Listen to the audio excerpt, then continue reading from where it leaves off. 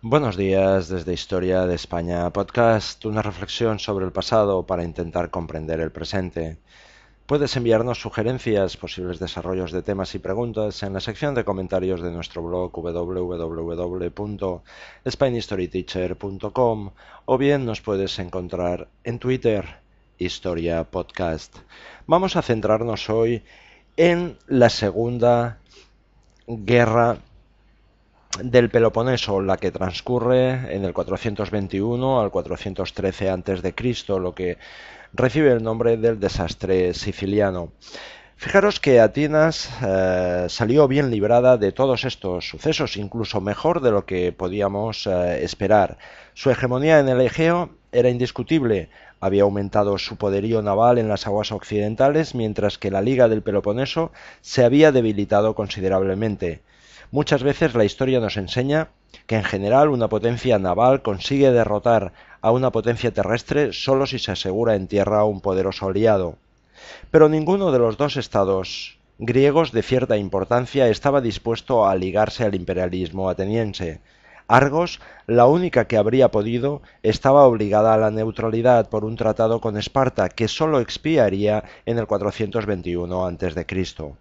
Pero los atenienses no estaban del todo satisfechos porque, en sustancia, su impulso imperialista había quedado bloqueado. Durante el periodo de tensión de la guerra, el tono de la asamblea se había hecho más áspero, especialmente después de que faltó la firme guía de Pericles y el demagogo Cleón se convirtió en el consejero más escuchado. Las consecuencias de la peste y de la superpoblación habían repercutido sobre todos, pero el saqueo de los campos y las pérdidas del ejército perjudicaron muy en especial a los campesinos. Después de la revuelta de Mitilene, la asamblea presidida por Cleón votó en un primer momento la condena a muerte de todos los hombres de Mitilene y sólo con grandes dificultades consiguieron los moderados que prevaleciese una sentencia más benigna. Ahora que había acabado la guerra, las opiniones de los atenienses estaban profundamente divididas, así como las de sus jefes. Por ejemplo, Nicias, un aristócrata conservador, que era segundo de Pericles, con la diferencia de que a sus sentimientos religiosos y a su elevado sentido del deber no correspondía una idéntica firmeza y clarividencia. Mucho más radical, por ejemplo, era un discípulo de Pericles y alumno de Sócrates, Alcibiades. En un primer momento, Alcibiades convenció a los atenienses de que firmaran una alianza con Argos e intentaran operaciones terrestres en el Peloponeso. Como dicha empresa concluyó con la derrota de los argivos y de un pequeño contingente ateniense, derrotado en Mantinea por el rey espartano Agis, la paz no quedó rota formalmente.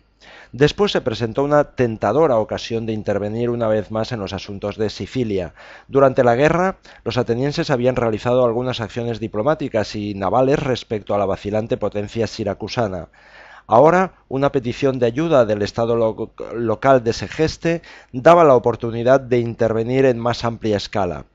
Nicias era decididamente contrario e insistió sobre la absoluta necesidad estratégica de que Atenas se limitara a mantener su hegemonía en el Egeo, pero Alcibiades consiguió excitar los ánimos de sus conciudadanos tocando la tecla del espíritu y de aventura y de las probables ventajas económicas.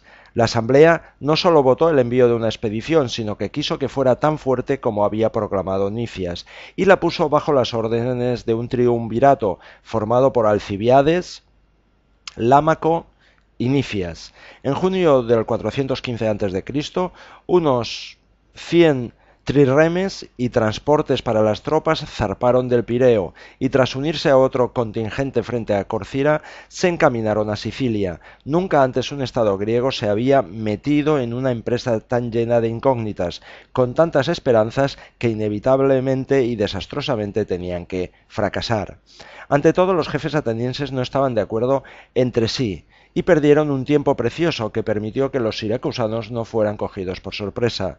Después, Alcibiades fue llamado a Atenas por sus enemigos políticos con la acusación de haber profanado los misterios eleusinos durante una orgía. En vez de enfrentarse con la probabilidad de ser condenado a muerte, Alcibiades huyó a Esparta, donde exhortó a los espartanos a ayudar a Siracusa y reanudar la guerra contra Atenas. Aunque Esparta se limitó a enviar al general Gilipo al mando de una expedición de socorro corintia, este general consiguió reanimar a los siracusanos, que resistieron el gran asedio del ejército ateniense. Acampado en un extremo pantanoso del gran puerto de Siracusa, Nicias fue presa de desánimo y pidió ayuda. En el 413 a.C. llegó la expedición de socorro, guiada por Demóstenes. Pero, como los atenienses no consiguieron, pese a ello, expugnar la ciudad, los comandantes decidieron retirarse. Durante 27 días, Nicias se negó a partir porque había habido un eclipse de luna. En este periodo los siracusanos reforzaron sus naves y en una batalla naval cuerpo a cuerpo desarrollada en el gran puerto cortaron la retirada por mar a los atenienses. Cuando por fin Nicias dio al desalentado ejército la orden de iniciar la retirada por tierra, la caballería siracusana hizo, o llevó a cabo, mejor dicho, una gran matanza. Nicias y los otros jefes atenienses fueron condenados a muerte. Los atenienses murieron de hambre y sed en las minas donde fueron encarcelados, y los súbditos de Atenas se vieron vendidos como esclavos. En conjunto, Atenas sufrió unas pérdidas de 50.000 hombres y más de 200 trirremes. Desde Fraga, España, te saluda Óscar Cruellas. Sé feliz. Puedes visitar nuestro blog www.spainhistoryteacher.com y dejar tus comentarios, así como plantear nuevos temas. O bien nos puedes encontrar en Twitter, Historia Podcast.